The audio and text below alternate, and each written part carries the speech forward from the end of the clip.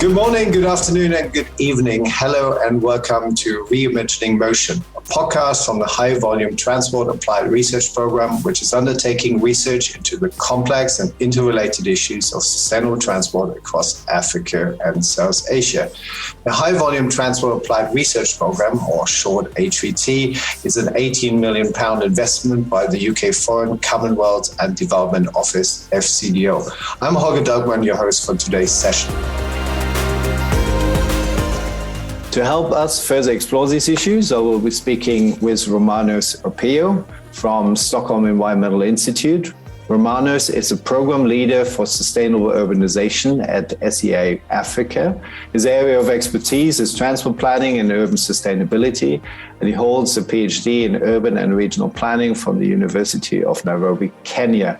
The work of the Stockholm Environmental Institute includes HVT-funded projects such as an assessment of the needs of transport stakeholders, focusing on inclusive climate-resilient transport in Africa.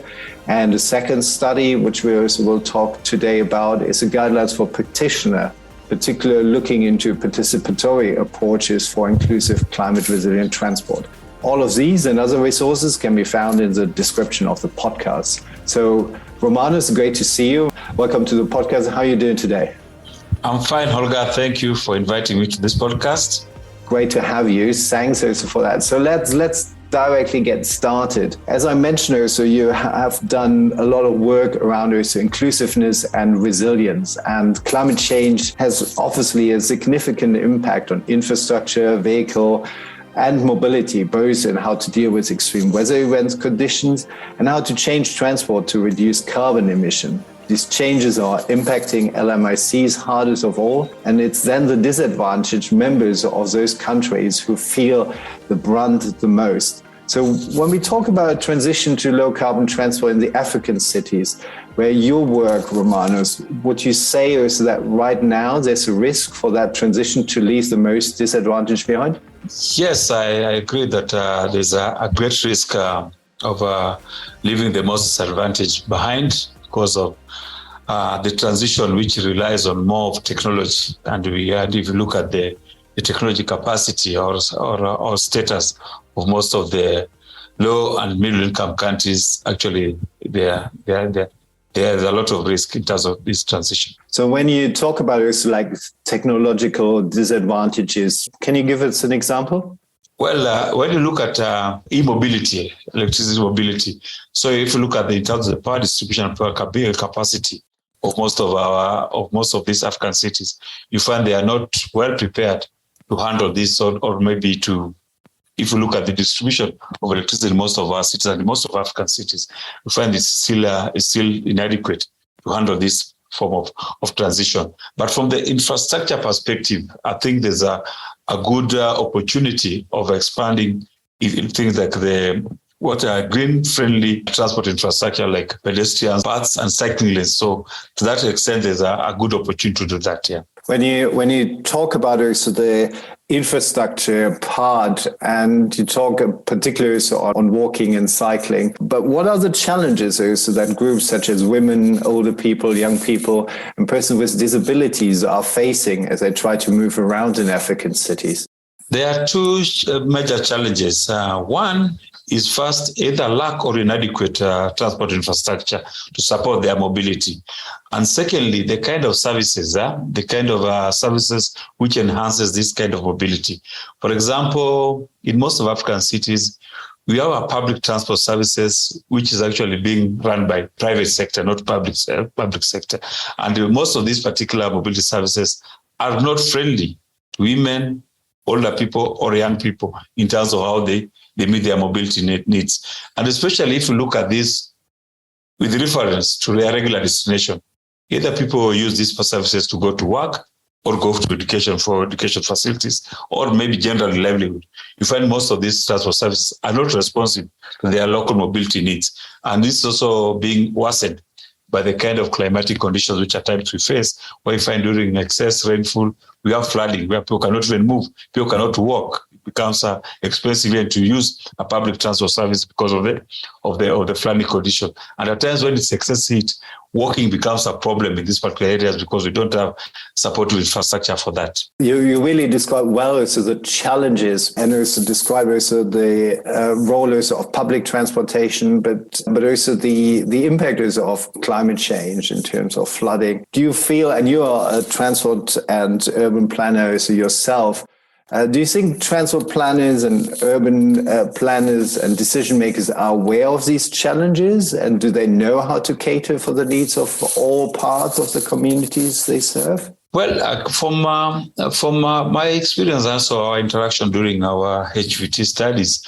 we found that basically most transport planners and the decision makers are fairly aware of the challenges, and even they really know that this thing is supposed to be done. But at times, in terms of priorities, when the budgets are being approved, you find that becomes a priority. Maybe something like food security become more urgent, and you find out the citizens' mobility are not factored in that. But another issue which also limits the decision makers' capacity to embrace this is the issue of data. At times, you don't have adequate data which can inform how we are able to address these particular challenges. So that becomes a challenge. But in terms of awareness, they are fairly aware in terms of what is happening and what is actually required. So it's not about awareness, it's about prioritization and also having also the right data and tools. And you have done some work around that, which we'll talk a little bit later about that. As we focus with our podcast on transport, what are the key issues related to transport when it comes to resilience, and also how you would see also the importance of linking also resilience with inclusiveness? Well, I think those are two. Just to break it maybe to two, like looking from the transport perspective in terms of the key issues there. I think to me, looking at the African cities and maybe African continent, I think there are three aspects which we need to package in terms of understanding the transportation before bringing the inclusiveness. I think first we need to look at the hardware situation, which is the infrastructure. What is the status of most of African transport infrastructure? It's very important to package that as one of the elements. Then the second element, which also becomes important, is to appreciate the software component. And here the software component, this is where the issue of services becomes important. The public transport services, what is the public transport service? What is the condition for most of Africa? So that's the second element. The third element, I think, which is important as we look at the transport before we bring the inclusiveness, is the issue of the facilitator. And here the facilitator, I'm looking at the issue of the governance, issue of policy, and how they are the issue of the management. So when you look at this, it helps us to look at how inclusiveness is it from the hardware perspective, and also how inclusive, or even the resilience from the software, and also how resilient or inclusiveness from the facilitators perspective, from the governance and others. I think this gives a very good entry point to know where do we need interventions to make this transport infrastructure to be inclusive and also to be resilient. I think to me, that becomes very important.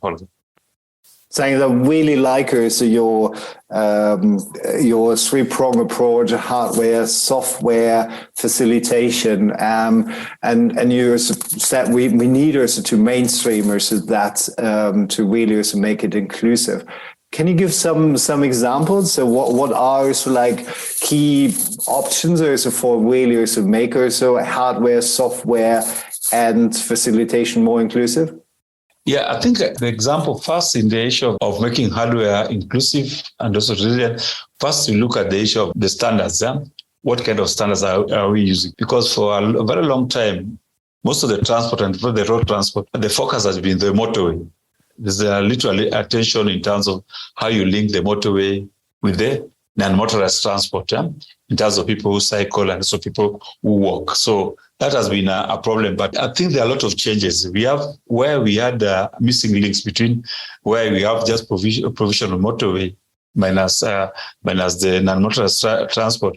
This is really changing. We have now the retrofitting projects where most of the road agencies are now bringing in an added angle of where they are providing non-motorized transport infrastructure for walking and cycling, which is actually addressing the aspect of inclusivity, where the non-motorized transport users are now being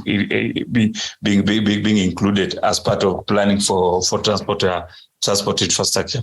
The second way, looking at the from the software in terms of services, now there's a lot of support of having most of our public transport services functional. And we are now looking at the concept of transport, or like our transport-oriented development. How do we enhance mobility in this particular city so that we are able to make sure that people are able to move with ease and also in an integrated manner.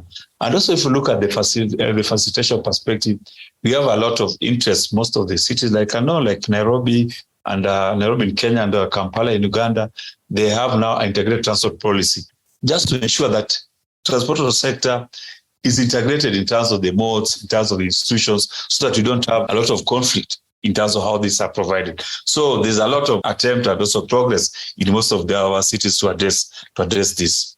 So moving a little bit towards this role of participation, and in the introduction, so I mentioned that you work with colleagues on a guideline for practitioners looking into participatory approaches.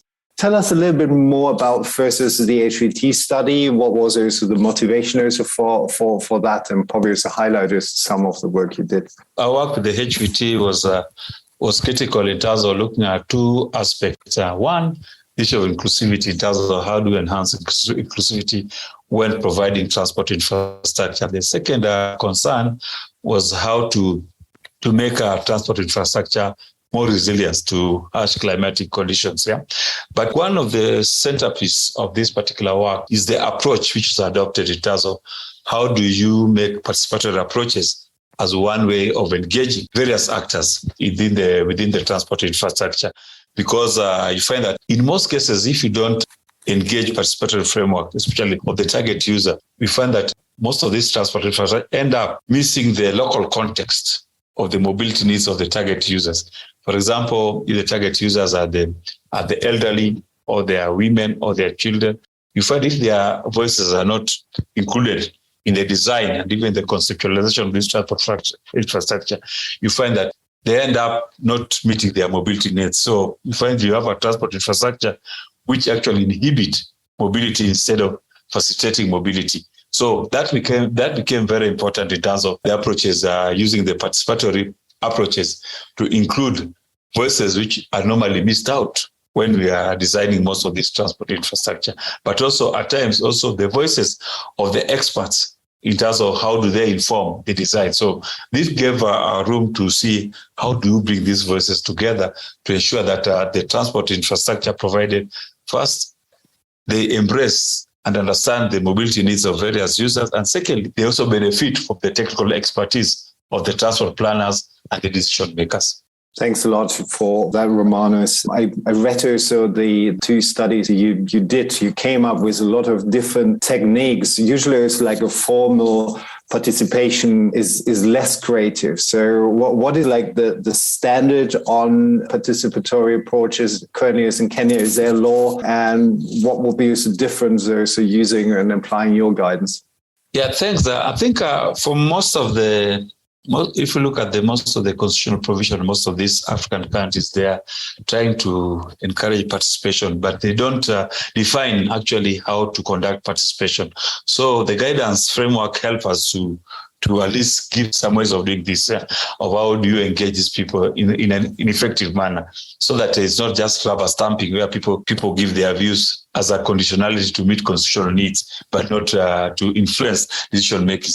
So in terms of looking how do we approach the participation framework, one, we look at what is the intention, because the approach, when you look at the guidelines framework which we developed, we have something called a decision-making tree, which will guide you in terms of what kind of approach will be useful for a particular situation, because you cannot have a generic framework which can fit all situations. So depending on the decision tree, you look at, for example, what do you want to achieve?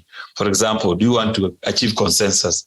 Then we have a participatory method called a Delphi method, which will help you to develop consensus among different players. And this the Delphi method becomes very important, especially when you're dealing with people who are professional at technical level, where you expose them to a question and slowly you do iterative method where you get the answers and then go back to them till when you develop you get to higher consensus. So that becomes very important. But at times you also just want to do scenario and visioning so that people are able to reflect in terms of what they want to achieve. So that also will require certain forms of or certain class or category of participatory framework. And here you have things like participatory mapping or even placemaking activities, where you can make people to look at the 3D of an area and decide on what needs to be done and where. Because it's understood that they understand the topography and the context of that particular area. Then they're able now to determine what kind of appropriate intervention is required. So that becomes very important at that particular phase. Also in the decision tree, we had a third category, monitoring and evaluation. After achieving this, how do you know that you've achieved your goals? So here you can also use digital stories and participatory mapping for people just to give reflection in terms of how those interventions become. So those are the parameters of participatory. So it's done in a very systematic manner, where the goal of your participation is related to what you want to achieve. So that's how we went, and that's how we also worked on the guidance framework. Again, congratulations on the report. I hope it will be used a lot. I found it very helpful to learn more about it, like the different options. And as you said, with the decision tree for like the planners for decision makers move towards the right technique, and you listed quite a lot and gave us a really good example. So what is your favorite one? What is your favorite technique, and what is your favorite example in the report or outside the report? I think for both the report and maybe one I've really used, the participatory mapping. And participatory mapping is a very powerful tool because you can use it even in a focused discussion where you print a map, maybe an A0 or A1 map, and then you put at the center. And you can discuss issues. For example, if you want to map out the accidents hotspot, then the community or maybe children, school-going children, they are able to draw where they feel they have a problem. Even people living with disability, you are able to engage them and giving them up. They are able to detail where they think they have problems in terms of when they want to cross, or where they think there are a lot of accidents. So you are able to map out a hotspot.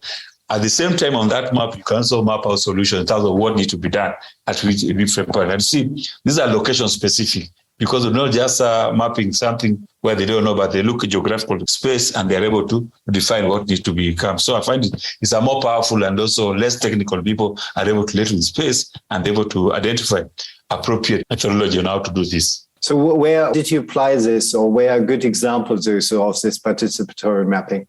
Yeah, for our study, we applied it like in Lusaka, where we interviewed the school children and asked them where they feel it's comfortable to cross, and they told us, and even gave the reasons why they felt those places were not safe crossing points. And this with collaboration with the Lusaka City Council, they managed to come up with a bump. A speed calming measures to ensure that when the vehicles approach there, they're able to slow down and people are able to cross. So I find it very impactful. Also in Nairobi, we did that when we were doing, there's a street within CBD called Duli Avenue, now a car-free zone, where we did a placemaking activities where they defined what needs to be done and how do you reduce traffic, motorized traffic in that particular area. And it has changed that place, and people are now shopping. They're not bothered in terms of vehicles. They can do things, and even the shopkeepers who are earlier were protesting, thought that they lose business. They're now appreciating because now people are able to walk freely and shop with a lot of ease. So it's a powerful tool of framing people's mind and also for guiding people in terms of what kind of intervention is required. So you didn't do just the mapping, but you saw also, and the people also saw the success of that activity. Is that important?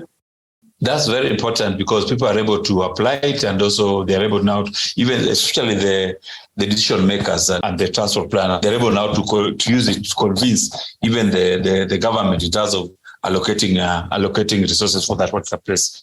Thanks. And again, also, I would recommend the listeners to look into that study and other workers from Romanus, which you find also in the descriptions of the podcast. Almost coming also to the end, we talked about the challenges, the opportunities, applying also participatory approaches. We gave us good examples, but how we bring these activities towards inclusive, resilient transport really also to scale. So what from your perspective is needed that a resilient system is really developed in places in Africa, in particular in Kenya, where you also work?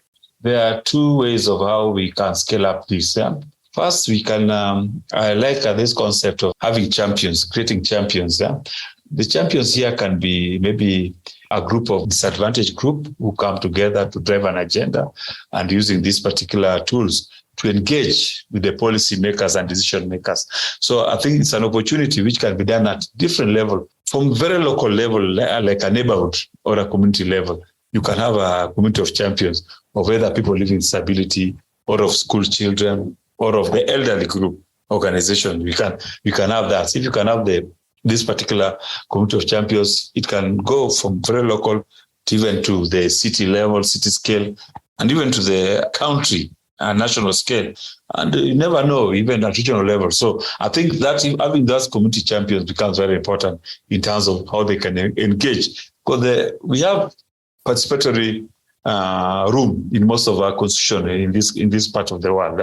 Let me say East Africa. But at times the how-ness, how do you do it, becomes very important. So I think this participatory framework, as provided the guidance framework, can give us an opportunity to create this community of champions as users. Secondly, I think from the inclusiveness perspective, but also for the resilience perspective, I think it will be important also to look at the experts. Here we have the transport planners. We also have the government officials and others. It's important also to embrace the issue of data, because data is also important, because most of the resilience perspective are missed out because they're not data driven. So it's not based on the topographical analysis or also looking at the weather pattern, which are very important in terms of how you address the resilience, and also factoring the issue like urban heat island and also the issue of the flooding. So it becomes important to embrace these two, that we have at local level or at community level, we have the community of champions to engage, use this framework to engage the decision makers and the policy makers. But at the other end, you also have the transport planners to engage in data, so that if we infuse these two, then we are able to address first the mobility needs of the various actors who are also who can also be disadvantaged, and secondly, using the technical expertise and the data set, we are also able to address the issue of the resilience, because that will factor in the technical aspect, the rainfall pattern, the climatic condition of a period of time, the topographical aspect, so that we have that the transport infrastructure we are providing is resilient, but also it's inclusive based on how we end. So what is important in terms of this, Olga, is that we must have a honest, inclusive approach where people who are disadvantaged don't just participate for the sake of it, but they participate to influence decision and to inform decision. So if you have this and you also have the data perspective, then I think we are likely to provide more responsive transport infrastructure in Africa cities. Thank you, Romanus. That was fantastic. I really enjoyed talking to you, learning about your work there, but particularly when you said we need, in fact, like the bottom up, we need the inclusiveness of disadvantaged group, but taking also the recommendation and outcome serious. We need committed decision makers, and we have to have better knowledge and better data to inform us of those processes. And I hope that you will continue your work there, and many others will also follow. With that, I'd like to thank you very much. It was a pleasure talking to you.